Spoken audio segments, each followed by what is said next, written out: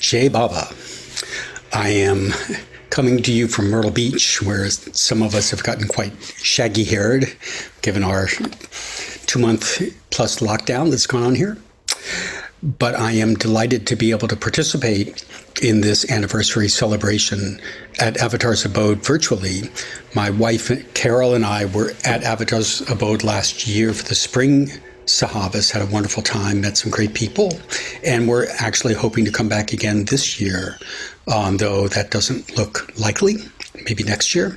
But instead, I'm able to participate today by giving this talk, which is called A Gift from Master to Man, Meher Baba, and Obedience. And I've given this talk before, and when I've given it, I've asked the folks who were there, what is their instinctive reaction to the notion of obedience? Like, how many of them have some kind of negative or aversive response to the idea? And many of them raise their hands, maybe even most of them. And I used to feel that way myself, because obedience seemed to me sort of like the castor oil of following Baba or a master, that you knew you had to do it, you knew it was probably good for you, but it wasn't necessarily the most fun part of following a master. And yet, as I have evolved my own thinking and awareness and experience over these years with obedience and trying to understand what it is, I've come to understand that, really speaking, it is, as Baba said, a gift from master to man. And it is even perhaps one of the greatest, if not the greatest gifts that Baba is giving me, and I think giving to all of us, is through obedience. And that's what I want to share with you today. And I want to say at the outset, Baba said we were all free to interpret him in our own way, as long as we acknowledge that it was our interpretation. So what you're going to hear today is my interpretation, and some of you have really different points of view about that, which would be great, and would love to hear about those.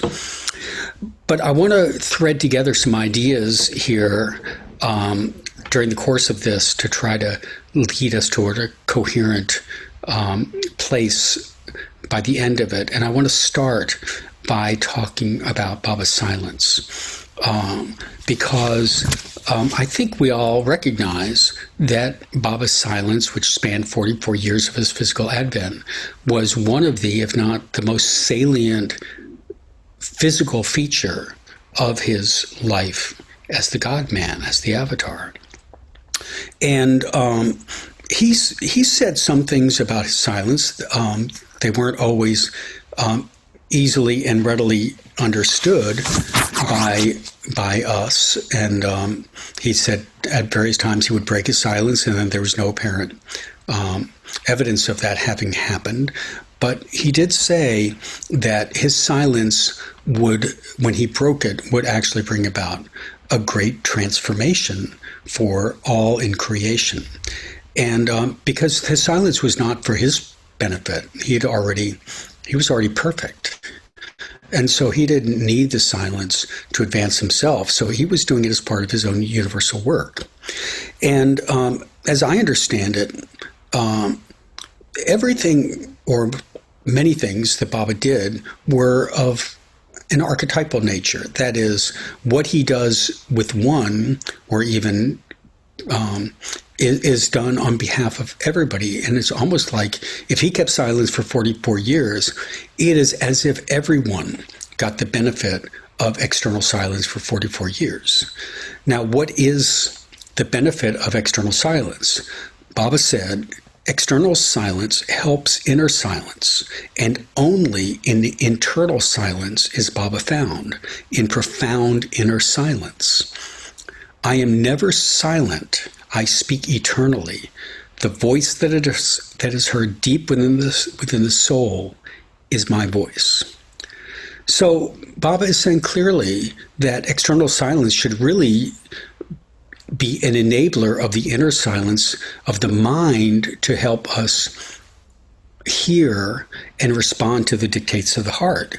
And Baba did say that the results of his work universally would be to shift the dominant modality of humanity from the level of reason to the level of intuition.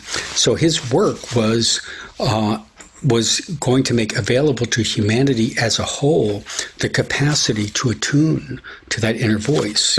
And the silence seems to me to have been the primary vehicle, or at least a primary vehicle, by which he was creating that capacity, creating that channel inside of people to be able to hear and respond to their intuition. And hearing that voice allows us to go inside and know, what is Baba speaking to for us? What is Baba telling us? So I was thinking about Baba's silence as I reflected on the meaning of obedience and how does that relate to obedience.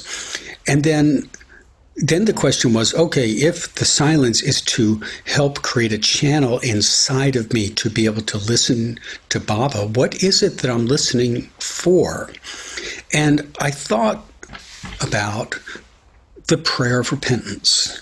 Now, Baba gave the prayer of repentance in 1953, and it was said periodically during the course of the rest of his physical life. And in his final years, Baba participated in the saying of that in the Master's Prayer every single day in Mandali Hall. He would stand, even when he was in great physical discomfort and pain, supported by Erich, so Erich could read these prayers.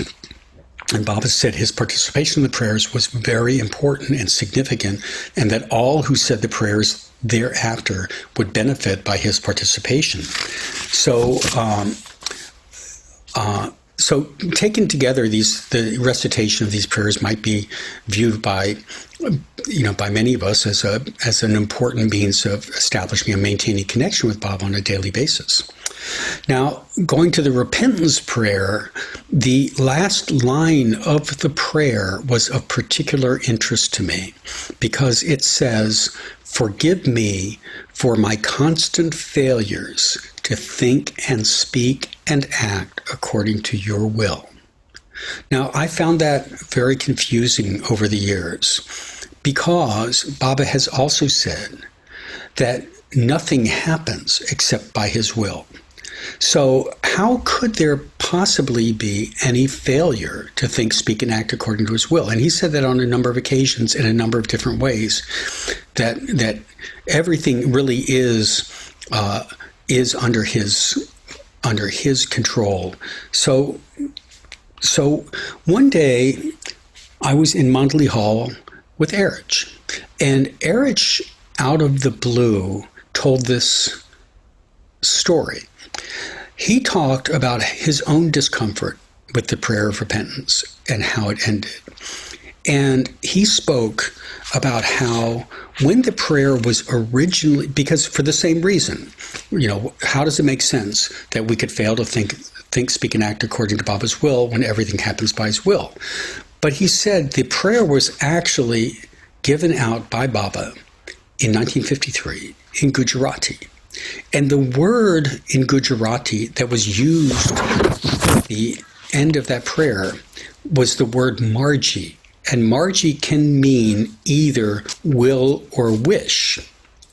So it turned out that when the prayer was printed in English and translated, and many copies were made, it ended up being translated as will. And this Erich brought to Baba's attention and said, "Baba, this isn't right." And Baba said, "Well, there are all these prayers printed up. Let's just let it be." And parenthetically, maybe that was Baba's avataric mistake to allow that to be a question. I don't know. But at any rate, because of this, Erich said that when he says the prayer, he would use the word wish. Forgive us for our constant failures to think, speak, and act according to your wish. So this made complete sense to me. It addressed the very thing that had confused me, and from then on, I started saying the prayer differently and would substitute the word wish for will at the end of it. So just as a postscript, a few years later, I was back in India, and I was at morning arti.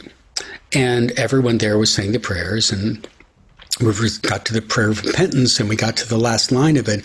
And I said to myself, there are all these people here. They're all saying, forgive me for constant failure to think, speak, and act according to your will. And I thought, Daniel, stop sticking out like a sore thumb. Get with the program. Just go with it. And so that day I actually said, for the first time since that day in Mondeley Hall with Erich some years before, I said, will instead of wish. Later that day, we all got on the bus and went to Marizod, and we're sitting in Mondeley Hall again with Erich. And wouldn't you know it, out of the blue, Erich tells the exact same story again. And that sealed it for me. That felt like that was Baba's confirmation, that this really is, at least for me, what he intends for the prayer to mean. So I started to understand then that this business about fulfilling Baba's wish was primary, and I began to make the connection to obedience. To start saying, you know something, if I'm obeying Baba's wish, that is really tantamount to obeying Baba, because Baba's wish was what we do to please him, what we do that we feel he wants us to do. That sounds to me like at least a form of obedience. So that got me thinking about so what is obedience? And I want to talk a little bit about what I believe are two different facets of obedience. And Baba speaks about these two facets in somewhat different ways, and it's certainly a deeper way. But to be simple about it, he talks about these in the discourses. I'm going to keep it a little bit simpler. So Baba often communicated about what he wanted from his lovers. He gave orders to people. He gave them to his Mandali, of course. He gave them to his close ones. He called together groups of people and gave them orders.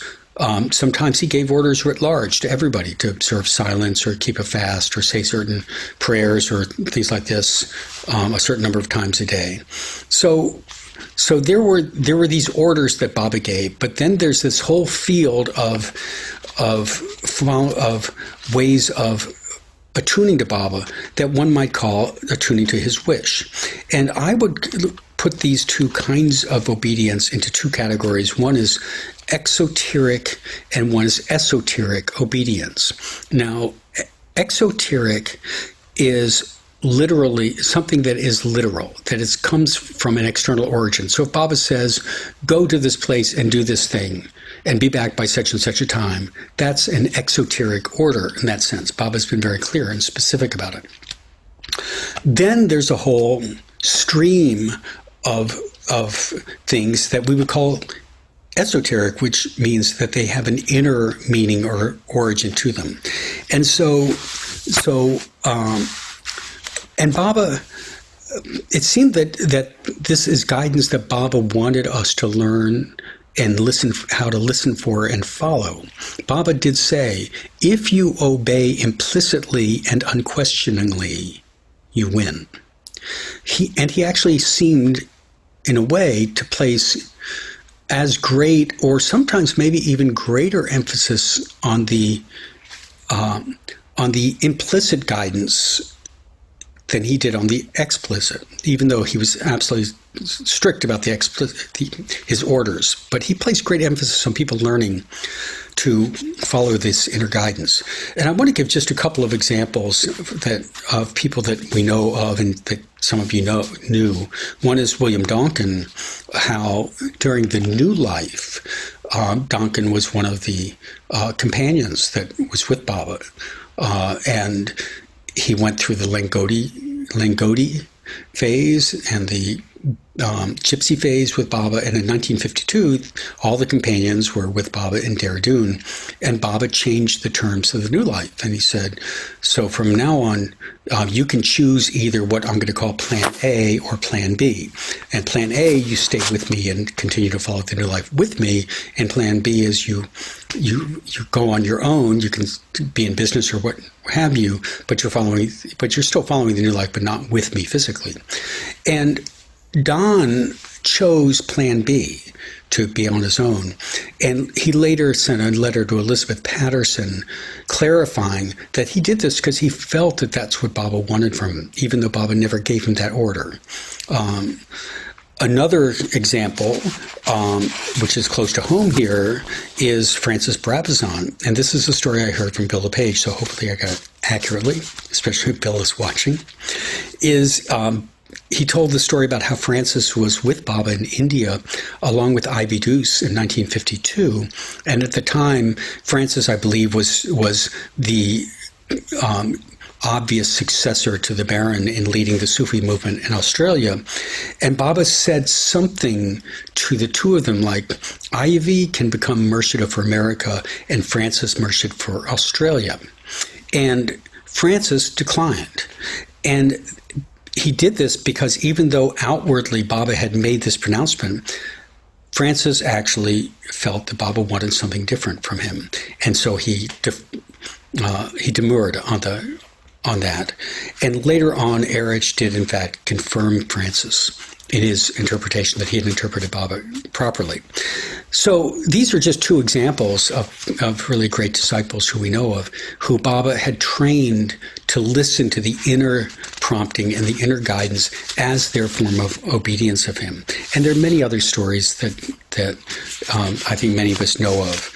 And it's actually been observed that in the later years, as time went on, Baba gave fewer and fewer orders to people and really looked to people to rely more on that internal guidance. I know that Elizabeth Patterson and Narina Machabelli, when they established the center in Myrtle Beach during the 40s and early 50s, there were many, many things that they had to decide, and some of them, of course, they corresponded with Baba about, but many of them were decided through their own inner connection with Baba and their own sense of, okay, this is what Baba's guiding to be done in this situation or the other.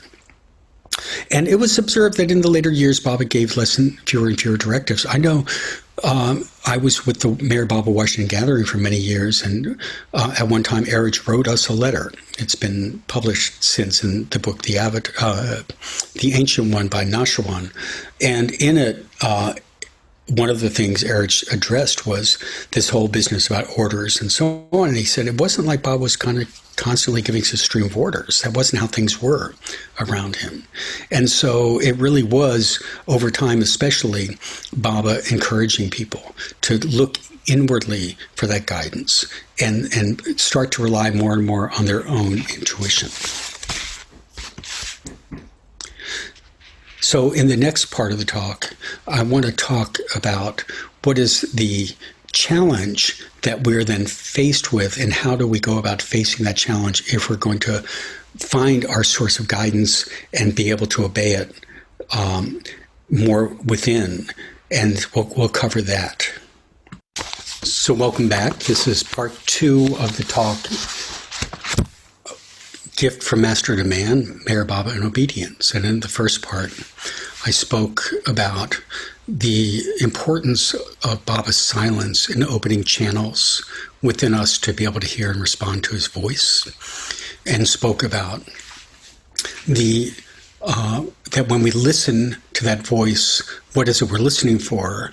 And we are said that we're primarily listening for Baba's wish. What is it that he is asking of us? And that the whole notion of obedience is either the outer, the exoteric obedience, or it's the internal obedience, or the esoteric obedience, and that Baba over time seemed to place a great deal of emphasis, of course, always on following the external obedience, but especially over time, more emphasis and more emphasis on the implicit obedience and learning how to read Baba within. And so I want to pick up there and talk about what I believe is a core challenge, given all that, which is how do we strengthen that internal channel for knowing what his wish is so we can then follow it and obey it. And, a channel that Baba has dug within each of us, and he's dug it within each one of us. And he's actually dug it for everyone, and people will start coming to that channel as they are ready for it. But those of us who have the great fortune of knowing Baba have maybe the great opportunity to know that channel and then to really make use of that channel. Because like any kind of channel that's dug in a harbor or in a waterway, that it gets dredged and the channel's created, but you have to use it, and you have to keep it active, or else the silt just piles up and the channel gets clogged again. So I want to focus on how to go about making use of that channel so that we can obey Baba and obey what his wish is. And Elizabeth Patterson, from Myrtle Beach, the founder of the Meher Center in Myrtle Beach, is well known for every day she would sit on the edge of her bed in the morning for a few minutes, and she would ask Baba inwardly, "What are you asking of me today?" And then she would say, the day then became the answer. And that was her practice of learning to tune in every single day to Baba's guidance within so that she can then follow it. Now, I found that I had to develop my own practice as it relates to this. And I remember one of the first times that it got clear to me what this practice was of turning to Baba that way.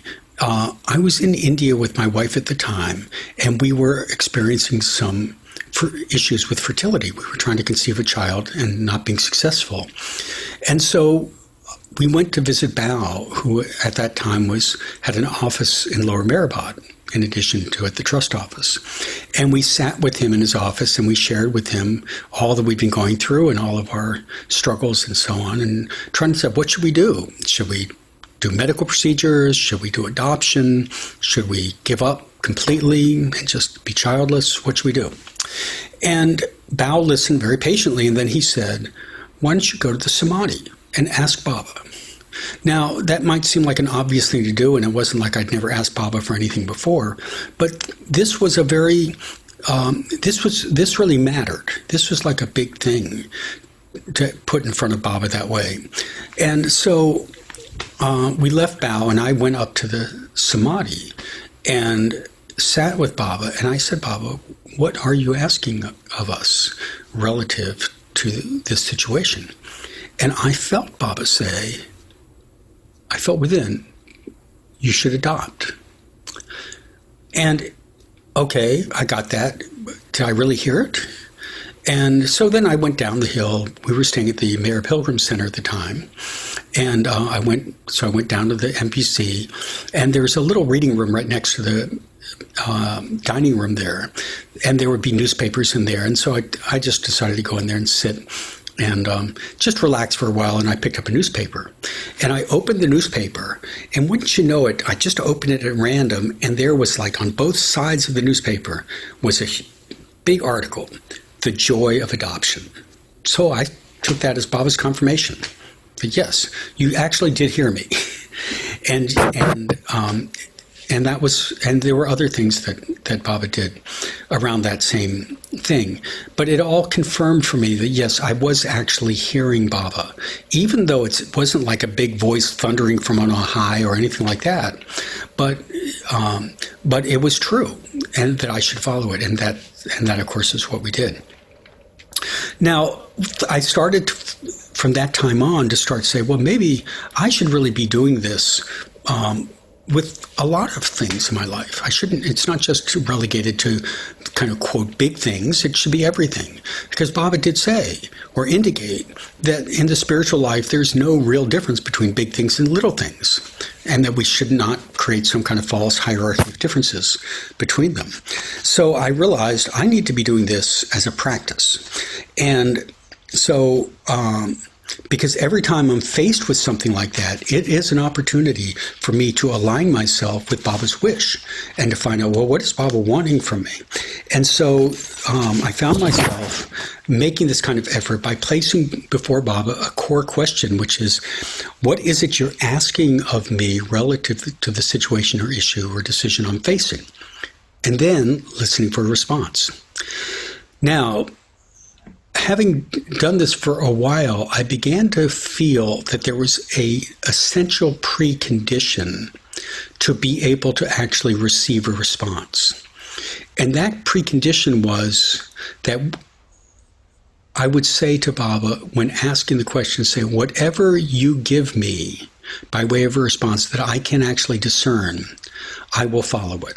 In other words, I was committing myself to whatever guidance he gave me. In other words, I was not treating it like a second opinion. I was treating it as an order from my master. And so I would have to accept what he gave me, whether it was in keeping with my personal preferences or my liking. I was still committed to following that voice. And that's what I would call kind of a both feet inside the circle kind of attitude. Now, there's a quote I want to read that I read about that time, and it's really relates to this very thing. I think it's a beautiful quote. And it's by a man, it's not from Baba, it's from a man named W.H. Murray, who wrote a book called Everest, the West Ridge, which is a National Geographic book. And in it, he says, until one is committed, there is hesitancy, the chance to draw back, always ineffectiveness. Concerning all acts of initiative and creation, there is one elementary truth, the ignorance of which kills countless ideas and splendid plans, that the moment one commits oneself, then providence moves too. A whole stream of events issues from the decision, raising in one's favor all manner of unforeseen incidents, meetings, and material assistance, which no man could have dreamt would have come his way. I learned a deep respect for one of Goethe's couplets. Whatever you can do, or dream you can, begin it. Boldness has genius, power, and magic in it. So, having formulated a question to Baba of, what are you asking of me relative to this issue, situation, or decision? And then saying to Baba, whatever guidance you give me, I am committed to following. Then, and only then, am I ready to listen, to hear his voice. Now, the question is, what's the language in which Baba speaks? Now, for many years, I would go to Baba and asking these kind of questions, and I would sort of want to hear a clear verbal response. And it was a rarity, if ever, that I got that kind of response. In fact, if I heard a verbal response, I would also sometimes wonder, am I just making that up? Is that just because it might be in keeping with my desires? Or maybe it's what I'm assuming Baba would say, without actually hearing what Baba said. So, and what I have found over time is that the way Baba speaks is less in the language of words, which are often from the mind, and listening from a different place inside me, which is deeper in my heart. So the question then is, what does it mean to listen from the heart? Now, a number of years ago, I came across, I was exposed to some Sufi teachings that come out of a lineage of Sufism that came through Morocco, called the Shadaliya lineage. And in this lineage, they talk about the heart, and they say there are 4 different layers of the heart. The first layer is the layer of the mind, what we would call the mind. That is, and sometimes some Sufis might refer to this as the nafs or nafs, depending on how you pronounce it, though that's not really technically accurate. But this layer is kind of where the chatter of the mind exists, and it's a lot of what our conscious, or at least my conscious, experience is listening to kind of all the thoughts I have about things. They might think, I really like this person. I don't like this. I think this person's a jerk. I think this person's a great person, whatever. And this consumes much of the conscious mind, and it's basically driven by either trying to optimize pleasure or mitigate against or eliminate pain. Now, that first layer is actually driven by the second layer, which is the layer I would call emotions. And these are typically anger, fear, sadness, maybe pleasure, but they're emotions that come and go. They're like waves that ride on top of the ocean, and they're not reliable as a guide for anything. They just are simply reactions to things and keeping one's own samskaric predilections. And so, and Baba even once termed these two layers of the mind, the first and second layer, as feverish imagination working under the stimulus of desires. Feverish imagination, the first layer, stimulus of desires, the second layer. So when I would say, when I would make a decision, I say, well, I'm going with my gut on that one. I think very often it was from the second layer. I think that's what I thought of as my second layer, and which is not a reliable source of guidance for anything. It's just desires. It's actually in the third layer of the heart that we actually start tuning in to Baba, to the divine. And actually, the word for heart in Arabic actually literally means that which turns. So in the third layer, the heart has actually turned away from the desires and the sanskaras to listen to a reliable source of guidance, which is from the divine, from Baba. And we sense the voice as the voice of intuition. And Baba did say, I am never silent, I am always speaking. The voice of intuition is my voice, heard deep within. So when we sense it and we follow it, and the third layer, we're actually following the guidance of God. And Baba also said, intuition is always right. In the fourth layer, which I don't feel that I can be as authoritative about, because it's not one that I know that I'm suffused with, but this is one where one goes even deeper past intuition into the realm of inspiration, illumination, and finally realization. And in this layer, there's no turning back. The heart is completely focused on the divine. Now, this is an interesting formulation of these four layers, and it actually maps almost precisely against what Baba has said. He said, when you feel something is intuitive and you have no doubt about it, then know it is real. Passing doubtful thoughts and temporary emotional feelings should not be given importance. That's first and second layer. But when you feel it touches your heart, that's third layer, follow it. When it is from the mind, it is not intuition. Intuition means that which comes from the heart.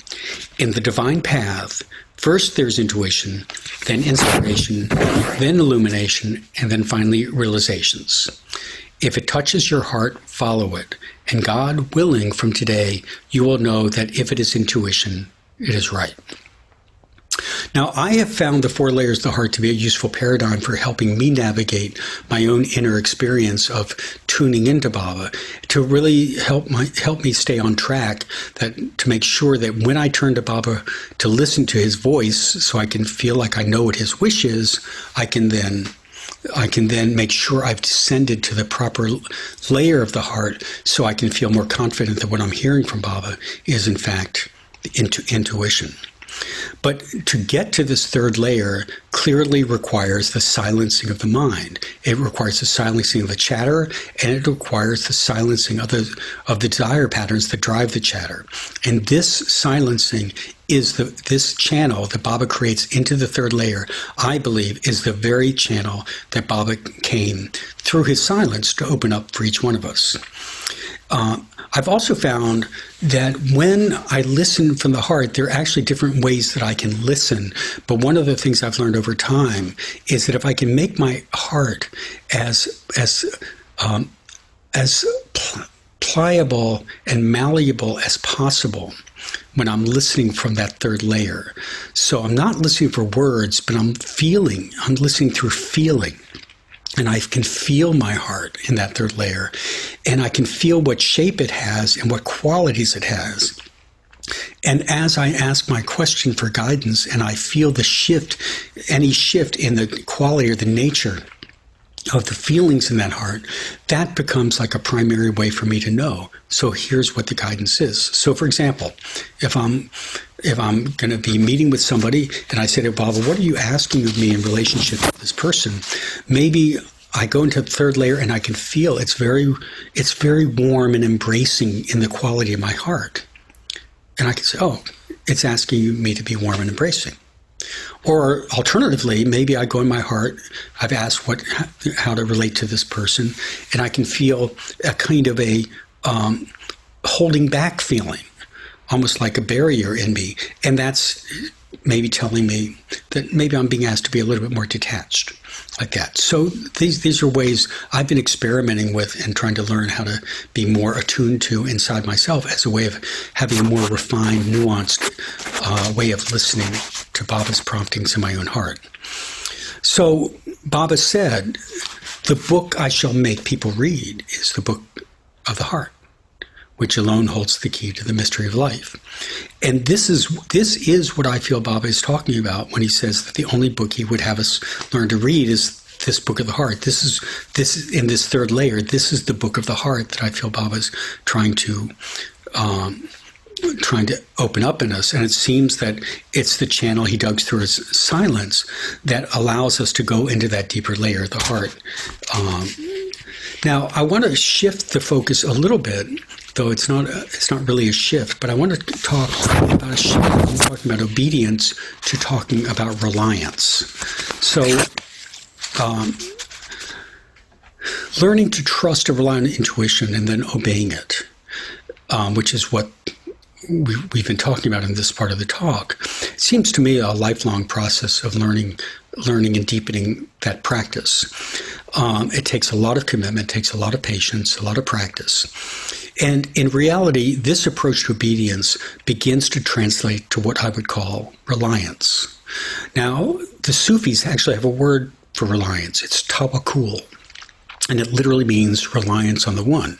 And in the Sufi path, the notion of developing this reliance is seen as one of the most important qualities one can develop as an aspirant.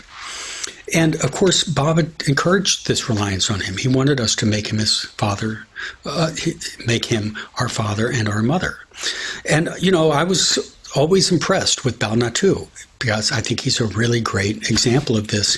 He wrote a series of books called Conversations with the Awakener, which are really about his process of bringing Baba into every decision in his life, in every facet of his life, and having that continual ongoing conversation with Baba, where he brings the challenges he faces, and not just the big ones, but the little ones too, to Baba, and asks Baba to help out with them and for the guidance on them. And I think he's a great example of that. So this development of reliance starts to become really primary when we talk about obedience, but reliance invariably requires risk taking. I know I was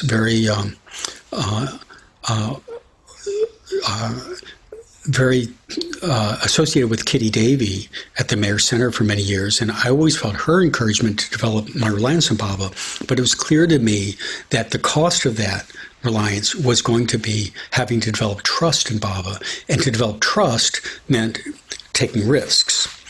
Now, there's a quote that I've heard attributed to both Gurdjieff and Winston Churchill, both good guys, and it's a wonderful quote. It says, "Play with more than you can afford to lose, and then you'll learn to play the game." So that seems very apt to me. I mean, I made a decision about adoption. That's more than you can afford to lose in a way. I left a very secure, excellent job that I was in 16 years, had a great job, paid well, and very secure, and I felt from Baba, no, it's time for you to leave and start a full-time consulting practice. And at the time, I had a very young child. I had all the financial responsibility. I had no guarantee of any clients or income. And I felt it, and it was a huge jump to do it. But I felt from Baba, now's the time to do it, and I did it. And it turned out to be the most wonderful thing I could have done. But it took a huge amount of trust to do that. There's another quote I heard from Adi that I think was attributed to Adi Keirani, where Baba said, in matters of health, take no risks. In matters of wealth, take some risks. And in matters of God, take every risk. So I found that coming to a place of reliance on Baba through obedience means turning all of my life's choices over to them, not just the little ones, but also the big ones, and trusting in the inner guidance that I get, and also to accept it's a learning process. And even if I don't properly discern what the guidance is, if I'm doing it out of a place of sincerity, then there will be a kind of protection that Baba gives me even in that kind of situation. Now, Henry Kishauti once said that when it comes to God, and our relationship to God, we're like the person who has inherited $1 million, but we sit on the sidewalk in front of the bank with a beggar bowl begging for pennies, even though we've got $1 million sitting in the bank. But we feel like and act like we're penniless. And Henry was pointing out that we have this wealth that Bob has given to us, and I'm going to put it in the terms I've been speaking here, this wealth of this inner connection with Baba that can be such a beautiful and reliable source of guidance to us, but instead we don't take advantage of it, and we don't realize it's there waiting for us. And that Baba's given this to us by opening the channel of our hearts and making that source of guidance available to us so we can obey him and really align our lives with him. And I do believe that this is one of Baba's, if not Baba's greatest gift that he's given us, to allow us to draw upon that infinite bank account that he's put there in our name so we can draw on it and gain access to the guidance that he's given us so we can come closer and closer to him in love and in obedience and in surrender. And the more we do it, the greater is going to be our capacity to do so. Now, I want to say one other thing here before I'm done, which is I want to talk, so far I've talked here about the gift from master to man, but I want to talk a little bit about the gift from master to humanity. Because what about humanity as a whole? I mean, we know that Baba said his advent would be the end of a cycle of cycles, and that his manifestation would be the greatest, and that all in creation would feel and receive of it when he broke his silence, and that something would happen that has never happened before. Now, a few years ago, I heard a wonderful talk by Charles Haynes in which he shared his view about what that wonderful thing, because I could never figure out what is this thing that's going to happen. But he shared his view that when Baba breaks his silence, everyone will have opened that channel, and they will be consulting that channel and using that channel as a guide for their lives. And that therefore, as people use that channel and everyone starts to be aligned with God, that is a huge transformation. A transformation, as Charles said, civilization has never seen that kind of transformation before. And this is, I believe, and Baba's been talking about, and it would be the foundation for the new humanity, which Baba's been talking about since the 1930s. So this means that the entire civilization will be founded on the joy of feeling the voice of divine intuition and inspiration and aligning themselves with it.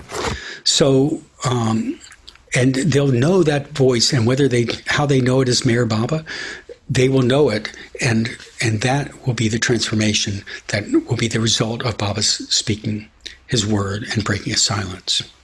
So Baba said that God gives us this precious, precious gift of his love. It's why we're all here, I think. He also said that he is the master, has given us this gift of obedience, The gift is that he's given us this channel that we can go into to consult, to find him in our intuition as a way of helping to align our lives with him and become freer and freer in his love. And finally, our gift back to him is our surrender.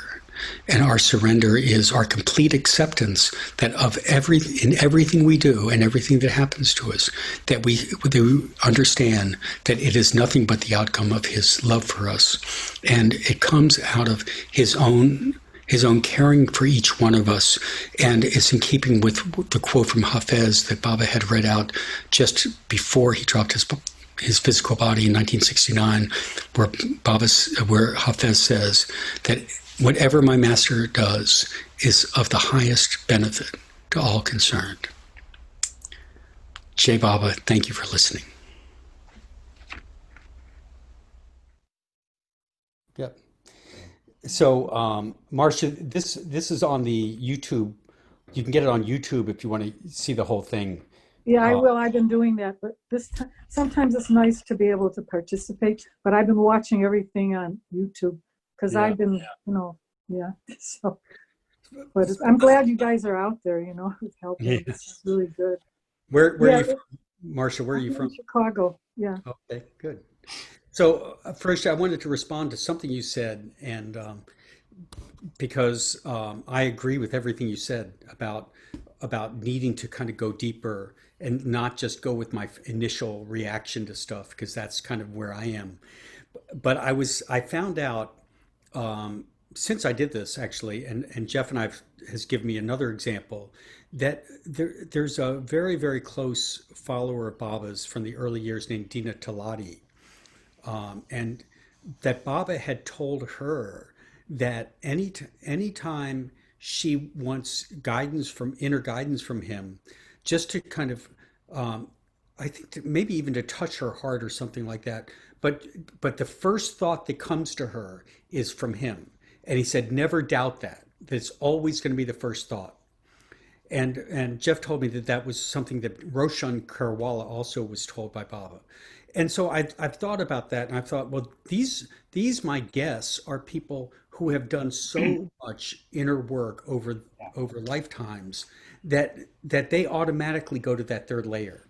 That the first two layers don't even show themselves, with them around things like this. I'm not saying they never have thoughts or desires. I'm not trying to suggest that, but that as soon as they ask Baba for the guidance, they just immediately drop into those deeper layers. That's a state that I would love to get to. I can't claim that for myself. Well on our way. Yeah. But I agree that what your interpretation there, I think, is right, that they had that inner development. So whatever kind of response that came up from deep within would come immediately. Yeah. They would be able to act on it. Yeah. And not deal with the other two layers. Yeah. Marcia, you got your hand up. Yeah, we did when we were doing the effort and grace, and we did that meditation from the heart. And I've been focusing on that, for people that I have difficulties with, and I have some problems with people being sick in my family. So I've just been, when I start to feel that anxiety, like when you go out and something hits you, I kind of just retreat and I open up the discourses and different books and meditate and do that heart thing. And it really helps you get through the problems. But I think your intuition is your first thing, and then your mind. The mind is really what you have to work on, because your mind, I don't know why it wants to trick you and do all this stuff, but I would suppose that's your ego and your sanskara. So that's how do you quiet your mind? Well, I think the mind. You need the mind. The mind's business is perpetuating itself. That's the agenda of the mind.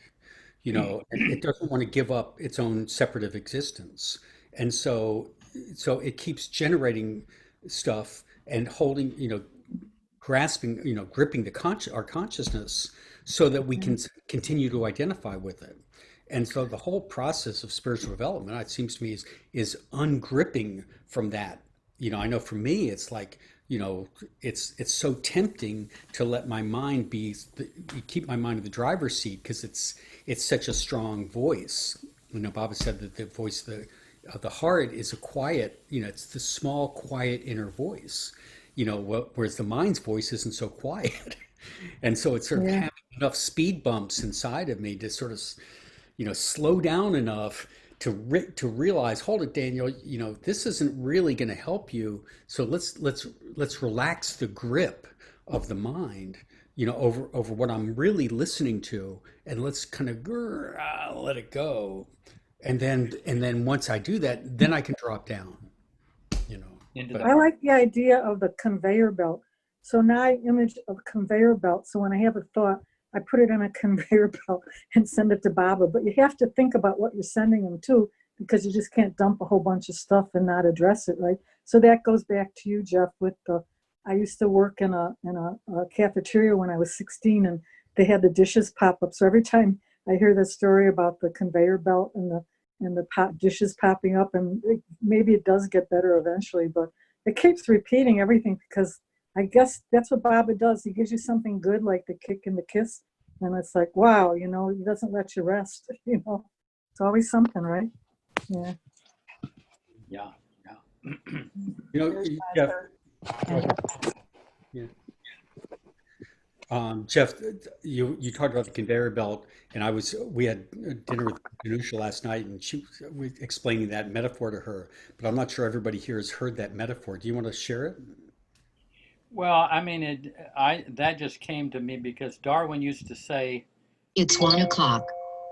eventually, everything that comes into you uh, goes directly to Baba. You pass it right on to Baba. You don't take anything off the conveyor belt. All of the, all the garbage that's coming through, the thoughts and the emotional complexes and everything, all of that goes right through Baba, and then you really emphasize being in a state of love, and you let all this stuff go by to Baba. But of course, in my own case, as things are going across buying the conveyor belt, I take that stuff off. Hey, let me examine this stuff, and, and then I'm kind of involved in this stuff and buried in it and everything. And meanwhile, more stuff is going by, and I'm starting to pile up. So I realized that Darwin could deal with the I stuff. think we're like computers. Hello, Darwin could deal with the stuff as it came up, whereas I couldn't deal with it all at the same time. So I was getting a backlog. Yeah. But it's getting better now. I mean, a lot of stuff that I felt I had to examine, and why did that person say this and that? A lot, or what should I do this to, or should I do that? A lot of that I don't bother with anymore. So it just goes on the conveyor belt and just gets dumped off into Bob's lap. It's such a great metaphor. Yeah. Danusha, you've got your hand up? Stuart did. Oh, sure. Take Stuart. Hey, Daniel. This is really rich and well presented, really nicely done, and could feel it just came from your heart. When you mentioned Henry Cachauti talking about we've inherited $1 million, but we're begging in front of the bank. I heard Balna too, also who you mentioned, say that a little different analogy, but we're walking down the street with a big basket of bread on our head, and we're begging for scraps. And it's the same thing. It makes me think of Darwin and the effort and grace, and really he's saying the same thing. He said we think of ourselves as small, and we're not. There's this infinite heritage with Baba and access within, and we can actually tap into that. So many sources are really supporting the same wonderful truth, reality. Yeah. Beautiful. Firiste. There's yet another form of surrender that I've observed in some Baba lovers that were very close to Baba, especially in the Persian ilk, the Pramashram. I remember Baba Khosrow and also Esfandiar possibly. there's, and also another Baba lover, Irani Baba lover that I met in Iran first time on my way to India. And their method was full and absolute surrender. It feels that way to me. They would ask a question of Baba and then immediately go to either their bead or a little piece of paper, and they would write the yes and no and place it at his feet, and whatever they picked was the answer. They didn't bother with feeling with it. It was just such complete trust and surrender, and that Baba would pick the right answer, that they would go with it, regardless of it completely negated their intuition and their feeling, whatever. They just completely left it at his feet. I have tried that, not too successfully. But you never know. I mean, I don't know. Even if there's a lesson in the, very difficult and big decisions for me, like buying the land in India, for example. I put it to Baba at the Samadhi, and I picked the paper and, listened to his voice. And in the answer, even though it may not have been the best worldly answer to my situation, it turns out it was getting me through a whole ton of sanskaras and inner cleansing that I had to go through, and this was his gift to me. So I don't, not every answer of Baba makes it on the easy path necessarily. It's going to be exactly what we need to go through as his disciple in order to process the garbage that he needs us to, bring forth to the top and go through it. So in that respect, I think we each kind of have to create a tapestry of tools that we have, and yours certainly was beautiful today for me, to add to my repertoire if I can remember. Thank you. No, it's a couple of things about what you say I want to respond to. One is about things not being necessarily being easy. And, one of the things, like when Carol and I got together, and I was sharing with her, how my own process for doing this, and so we would use this together. We would, turn like decisions we would have to make together, like, where should we go on vacation, or should we do this, or whatever it was, all kinds of stuff. And so we said, okay, well, let's go and let's each independently but together go into our heart and feel our way, feel into kind of what do we feel from Baba with this. And what was extraordinary, I think, was that we almost always came up with the same answer, that independently, because it just, and it didn't surprise me, but it was just further validation that this isn't just wish fulfillment, or some perversion of wish fulfillment, of which I think there are some perversions of wish fulfillment, like let me figure out the thing that's most painful, because that's might be what Baba wants for me to sort of make me grow, or that I would call that perversion of that. But they're both distortions, one or the other. But we would always, just almost invariably, we would come up with the same thing, because it spoke to, there was an inner truth that we were both tuning into, that if we took the time to actually do the attunement, that we could actually get to that truth, just to say that. Now, back to the thing about the pieces of paper and things like that, to me, and maybe this is a Persian thing, because, but it's not uniquely Persian, because all kinds of people have divination methods. But I know Persians, many of them will do the falls of Hafez and, consult Hafez for guidance. But, people do that with the Tao Te Ching and all kinds of stuff. But, the one who I knew personally, who was a adherent to that method, was Alaba. Yes. And it was so funny, because I was, I'll tell just a funny story about that. Alaba was visiting us in Washington, D.C., and a number of years ago, and his desire, this is a little bit of a long story, but it's an interesting, hopefully interesting story. His desire was to meet Persian people when he was in Washington. And so he was staying with with with us at the time, and so the first morning he's there, he says, "I want to meet some Persian people. Can you, introduce me?" And so I thought my mother lived in Georgetown in Washington. It's in Washington D.C. My mother lived there, and her neighbors were a couple named Najmir and Mohammed Batangali. And Najmir Batangali is very well known in the Persian world for having created probably the best known cookbook of Persian food called The Food of Life. I think First Day, you know that book. My go-to book, man. Yeah, it's anyway. So I thought, well, I'll call my mother up and see if I can, wangle an invitation for Alaba to come have tea with Najmir. And so I called my mother and she arranged. So she called back and she said, yeah, he's invited for tea this afternoon. So I went there, and my mother was a kind of a complete atheist. Had no use for God at all.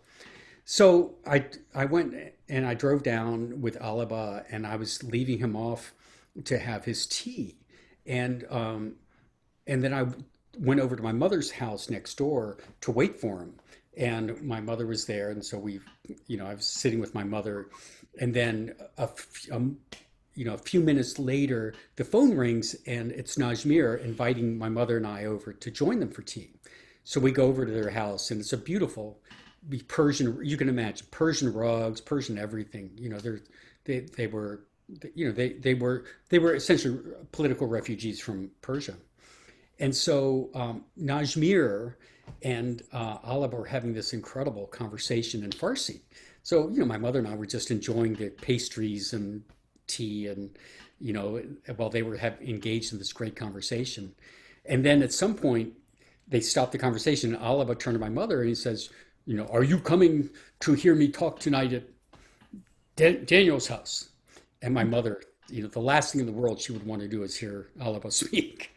And so she said, "Well, I don't know. I've got a group tonight." She's a therapist. "I've got a group I've got to lead tonight." And Alaba said, "Oh, your group will always be there, but I am only here one night." And so he said, "We will ask Baba if you should come." And he takes a coin out of he says, "If it's heads, you come. If it's tails, you don't come." And he flips the coin, and the coin comes down, and the coin's up there on saying, "I hope it comes down tails, because this is going to be very embarrassing, because my mother's not going to come." And sure enough, it came down tails, and Baba let her off the hook. Great That's story. funny. It was really funny.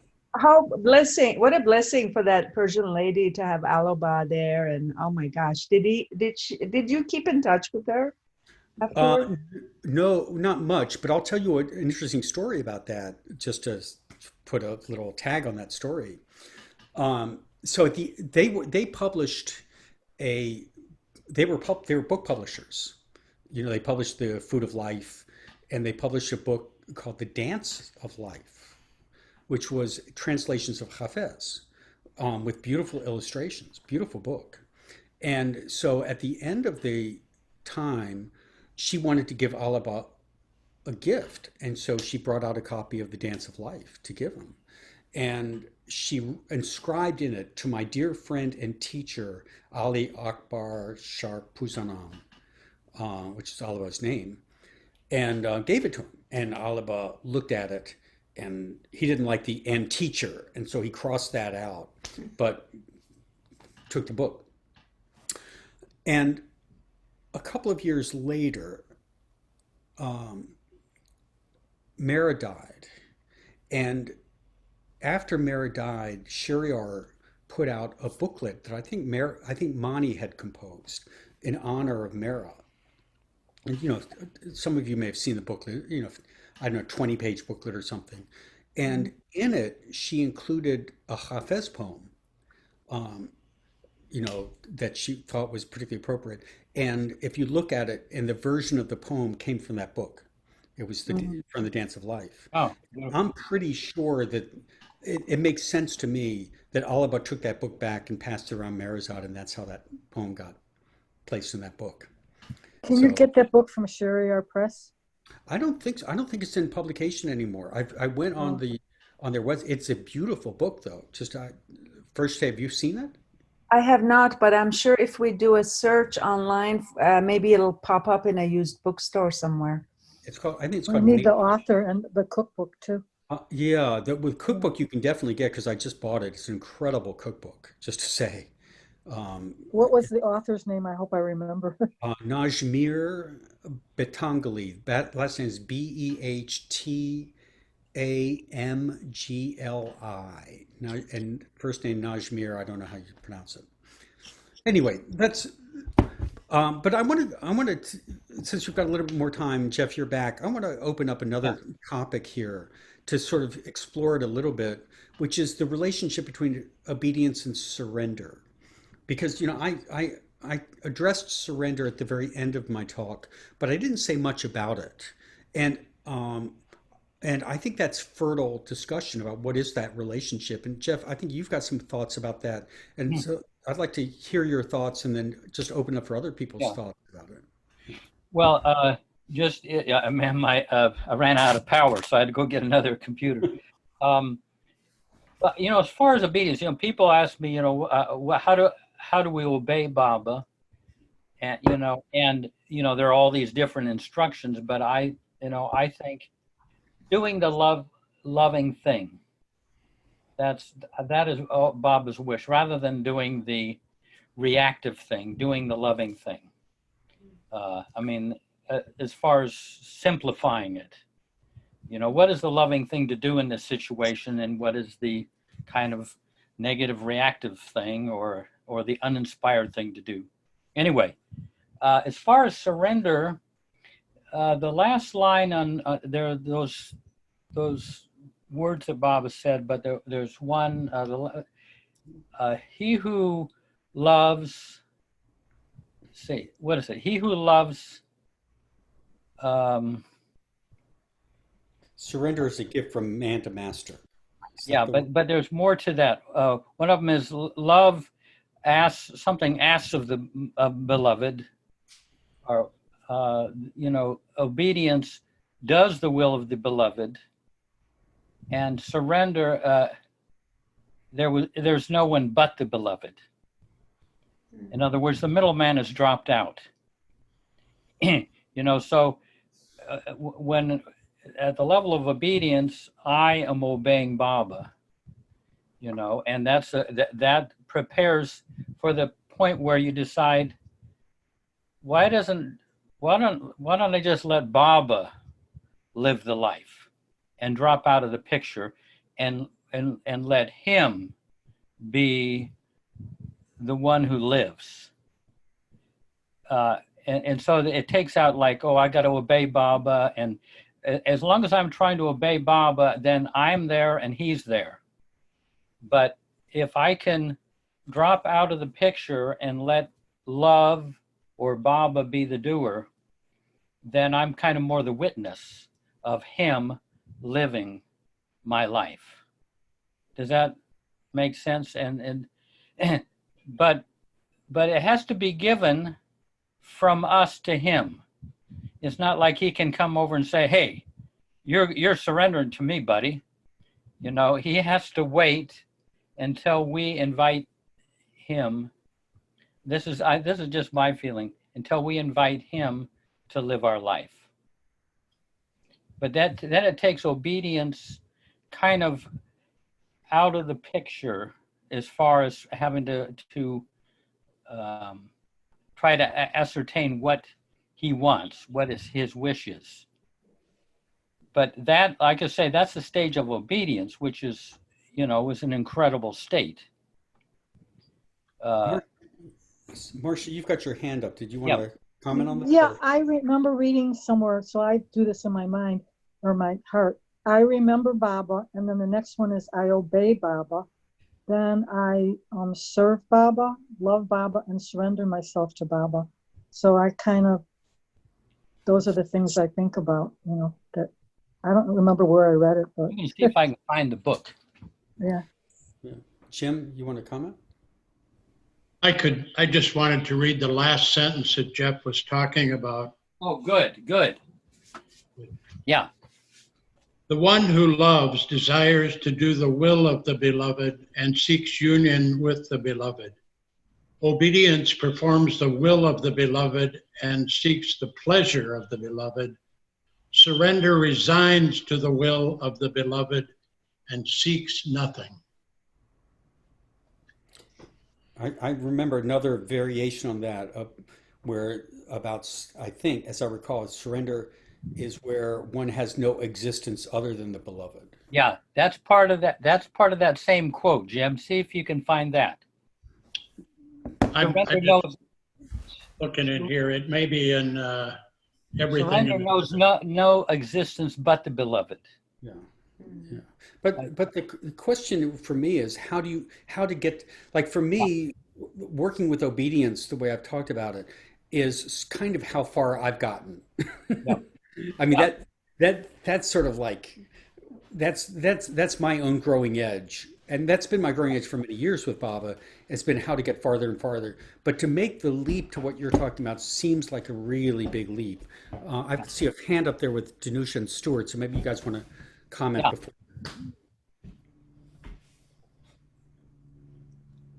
So this is making me think that, Baba said, think that he's the doer through us. He's getting things done through us. And for a while now, I've been, and to repeat that to ourselves.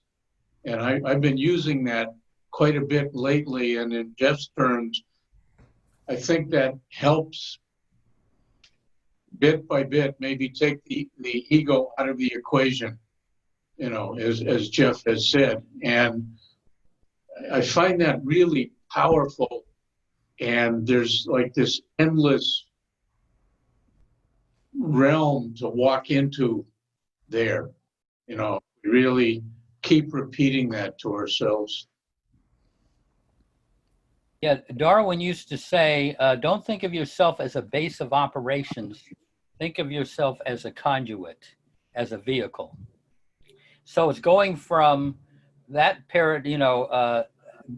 the paradigm of as being a base of operations to the paradigm of being a vehicle. He's the musician and you're the flute. And the melody is played through the flute. But the flute isn't anything important in itself. It's just a pure vehicle. I mean, moving from obedience to surrender is the next step. And how to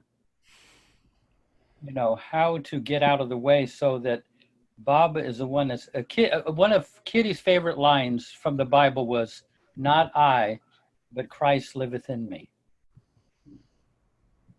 And I would say she used to say that from time to time. And I think that must have been an expression of her state. I mean, Kitty is the greatest embodiment of that, of anyone I've known, just to say. Marcia, you've got your hand up. Yeah.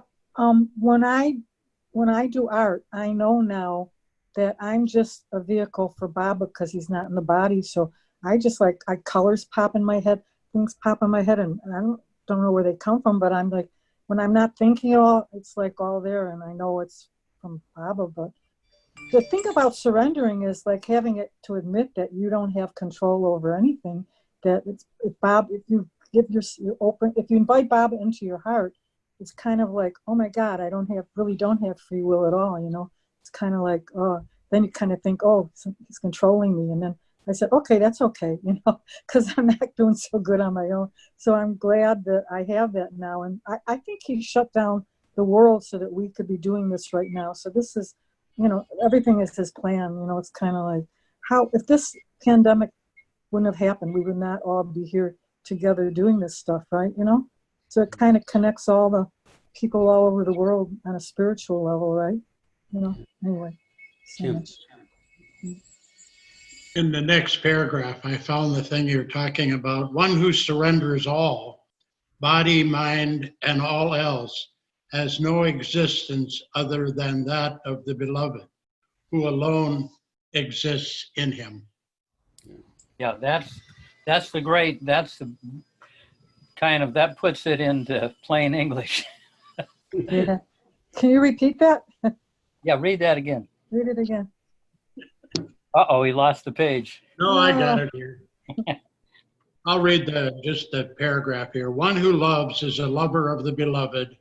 One who obeys is a beloved of the beloved. One who surrenders all, body, mind, and all else, has no existence other than that of the beloved. I'm thinking also though, and in the last years of Baba's life, I remember that he said something to the effect of, all that matters now is love. That's the only thing. That's the only thing that matters. Like he wasn't even stressing obedience and surrender at that point. He was saying, Yeah. the only thing that will matter now is love. And so just to sort of keep that perspective, because Yeah. some of these things we're talking about are so like the thing you just read, Jim, seems so advanced to me. It's like when Baba said about Bayezid or whatever, who was told, you throw him in the water and don't get wet, kind of thing. Or if you think it's in the middle of the daytime and the master says it's dark, it's pitch dark out, and Bayezid all of a sudden can't see anything. I think, isn't that Bayezid? Some of you may. Ayaz, I think. Yeah. Who is it? Ayaz. Ayaz, yeah. Anyway, so I'm sort of trying to calibrate this to what's real for me in my own life and my own stage of development and my relationship with Baba too. Just to say, so it's not because some of these things are so beautiful, and it seems, for me personally, they seem a little out of reach at this moment. Maybe I'm underselling myself, but that's what I feel. First day, you had a comment. Yes. By the way, as a co-host, I can't raise my hand digitally. That's why I'm going like this.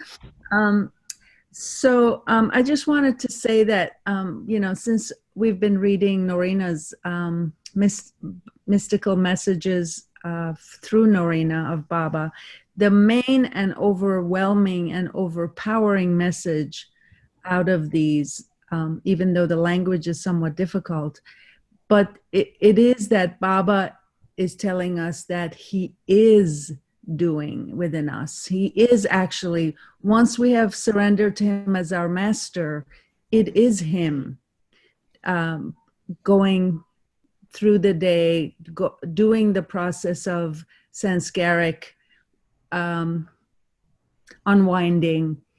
And he is doing that work. So he's telling us in every single reading that he is the doer. He's the one doing it. Just give in and trust that he's actually doing it. Whether or not we know it, whether or not we feel it, whether or not we're intuitive to it, he is actually doing it. And that's been the most magnificent, summary for me. An impact by reading these readings. So it's very beautiful and very touching and very transforming by just listening to Baba speak to you intimately and say, I am in you and I am doing the job. So Julie wanted to speak. I saw she tried to raise her hand. Yeah. Julie. Hi, Julie. Hi. I put it in the chat. So the surrenderance, isn't that the last step? Isn't that just letting go to his doing? Or is there another step after that? Well, the other step after that is union. It seems to me that there's a cycle here, that there's a spiral here, because we've talked about surrender at different levels here. I mean, the ultimate surrender being where you've got no existence other than the beloved. Well, that's one level of surrender. There's another level of surrender just going way back, which is closer to where I feel myself to be of, okay, this happened to me, and then sort of saying, oh, Baba wanted that to happen. That's a little bit closer to what I hear you saying, Farishte. That's, these are different levels of surrender. I don't think it's all like surrender is just one thing. I think surrender is deepening levels. It's deepening levels of coming to accept that the things that happen to us are Baba. That that Baba is precipitating them, that Baba is animating them, that Baba is, and eventually it is not, that there is no me there, and it is all Baba. But I think that those are gradations rather than you either are surrendering or not surrendering. And so given that, I see an interplay between obedience and surrender. I feel like I go through this process of trying to feel what's Baba asking of me. I take that in, and then I do whatever I do with it. And at the same time, I keep inside of me try to keep inside of me a simultaneous awareness and recognition that whatever happens out of that is his wish, is his will. And that I may feel like I'm doing it for a certain purpose, or I may feel like I'm expecting something, or I may feel like whatever, but it's also all the time not getting attached to what happens afterwards, because it's the non-attachment that allows the surrender, it seems to me. So I see a dynamic interplay between those things, not just one or the other. Julie, I don't know if that addresses your point, but that's. Yeah, I think it does. It also raises other questions which are trying to surface now, but thank you. If they come up, I'll let you know. Okay, I mean, it's definitely a very gradual thing of going from obedience to surrender and all the degrees in between.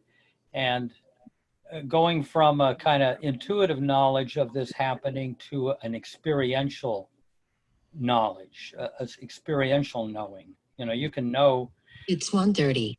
Sometimes people know that every Baba's the doer behind everything intuitively, but to actually experience it is a whole different order of experience, and that all this comes very gradually.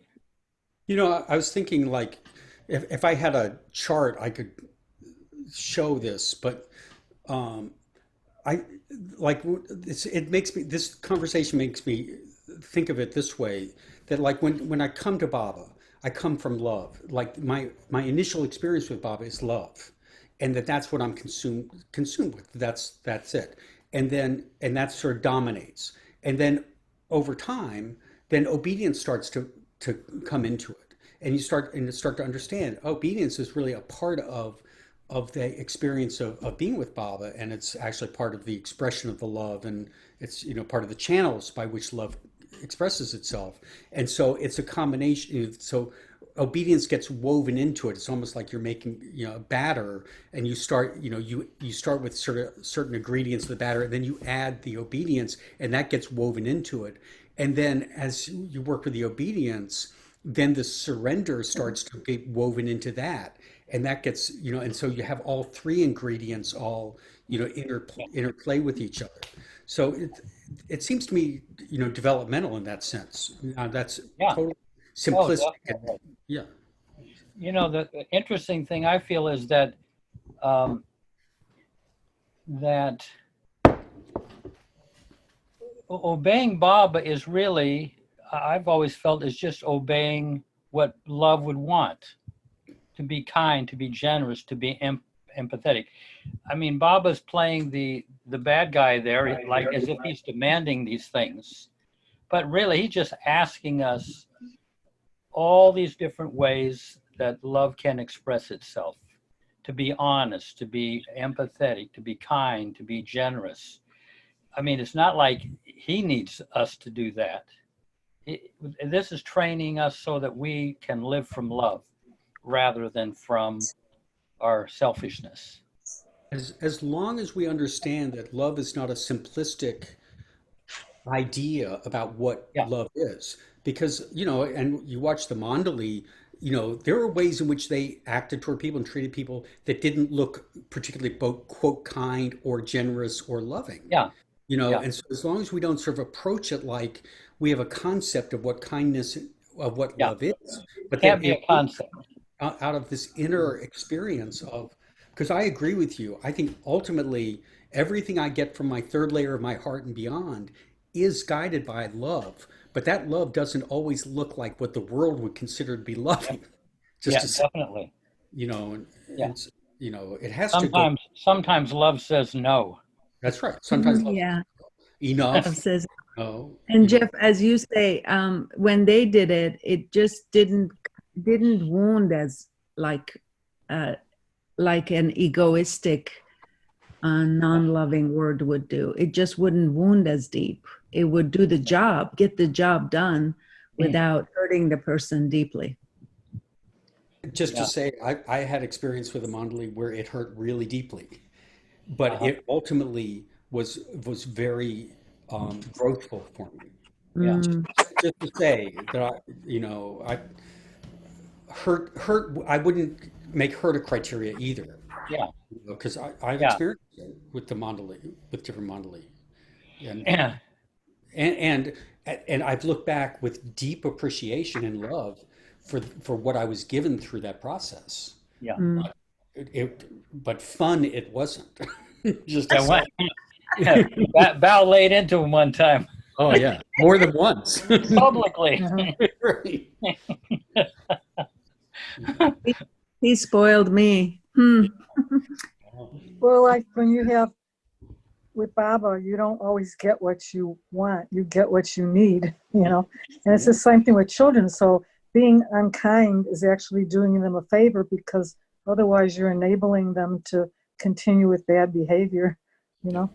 But I was thinking about all the stories you hear from the Robin Vogel, the testimonies, and a lot of the people that were with Baba from the East, from the West, he would really stress obedience. Like if you're shaving, like Don Stevens, stop shaving and don't just come immediately, So he was like very demanding Baba on every, with following his rules. But I think he was training everybody, something like that.